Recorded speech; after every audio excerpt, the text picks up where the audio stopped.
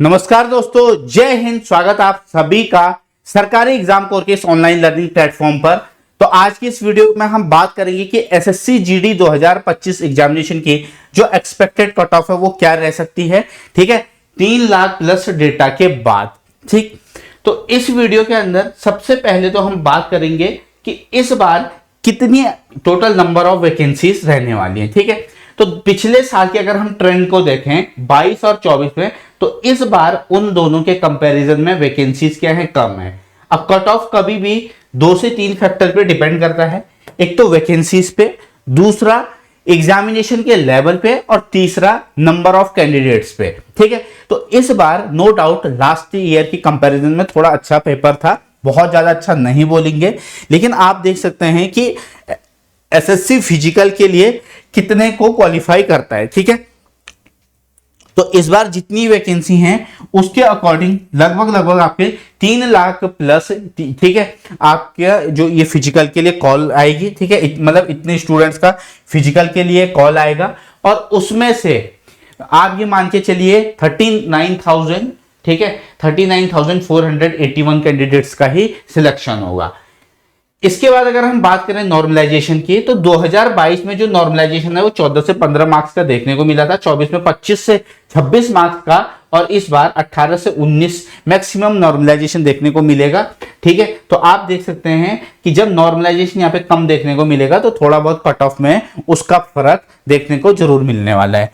ठीक है, तो ये 2024 की आपके सामने कट ऑफ रही 2023 की। ठीक है, 2023 में फिजिकल के लिए ये कट ऑफ गई थी अलग अलग स्टेट्स की।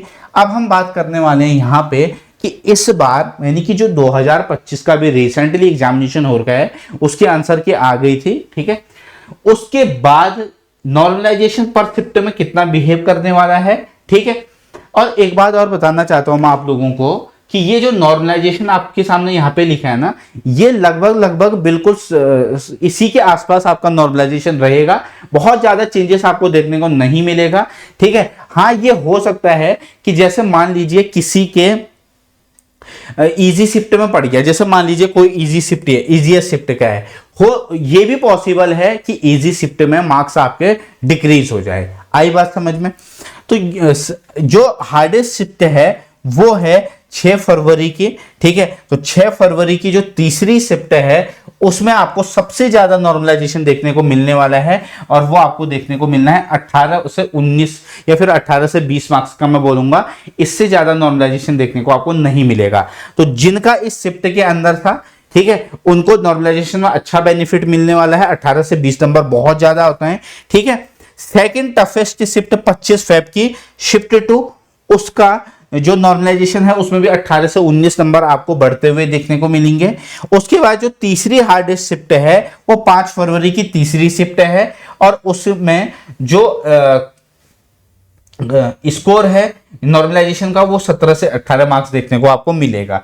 ठीक है, बाकी आप देख सकते हैं, स्क्रीनशॉट लेकर के एक स्क्रीनशॉट ले लीजिए और नॉर्मलाइजेशन देख लीजिए कि कितना कितना होने वाला है। ठीक है, इजी शिफ्ट में बहुत ही कम चांसेस हैं कि आपको 2-3 नंबर का फायदा मिल जाए। ठीक है, इसके अलावा हम बात करें अगर, तो जैसे 11 फरवरी की तीसरी शिफ्ट है तो उसमें आपको देखने को मिलेगा 4 से 5 मार्क्स का नॉर्मलाइजेशन। अब किसी के 4.12 बढ़ सकते हैं, किसी के 4.165, इस तरीके से। ठीक है, और इजी शिफ्ट जो है सबसे इजी शिफ्ट निकल के आ रही है 25 फरवरी की तीसरी शिफ्ट।